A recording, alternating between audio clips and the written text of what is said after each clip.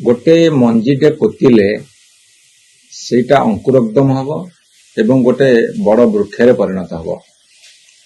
जेबेठू Bharatiya Janata party सरकार ओडिशा रे क्षमता को आसिले आमे एटा द्वितीय रथयात्रा देखिलु एवं प्रथम रथयात्रा रे जो विभ्राट हेइथिला जो तदंत करा जाइथिला जदि सेमाने सठिक पदक्षेप नहीं थांते आज ये विराट भूल हेइ नथांता।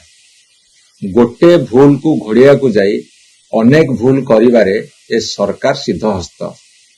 मु आपण मानु कहि रखिया को चाहे गतकाली महाप्रभु जगन्नाथ रथ आगु को गड़िला नहीं। तार कारण मु जो कथा कहितली एमाने हजार हजार कड़न पास देइछंती।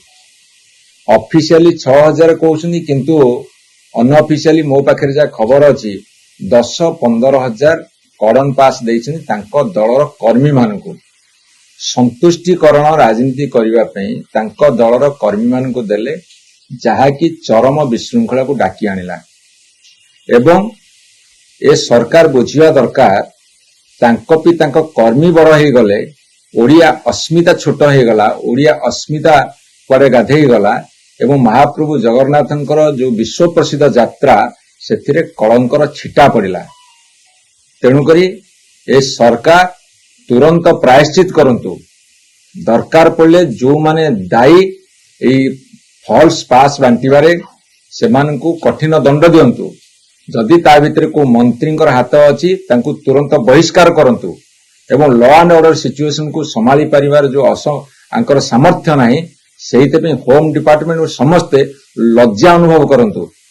याजी ओडिशार कोटी कोटी जनसाधारण भक्तंकर भावावेग सत्रे खेलिछंती एवं सारा विश्व रे आमे जो कथा कहितिलु खाली ओडिशा रे नुह भारत रे एवं सारा विश्व रे ओडिया अस्मिता बारंबार कुठारघात होउची।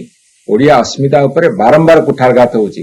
ए सरकार टिके हेजंतु चेतंतु भूल को घोड़ांतुनी जे भूल करूची ताकू शास्ति दियंतु नहले निजे शास्ति पाइबाकू आगभर हुंतु। थिरे पुणी काले सांबादिक बंधु माने तांकर भूल त्रुटि को दर्शेई देबे सेहिथिबे तांको ऊपर निर्घात प्रहार करी तांकू घोड़ेले।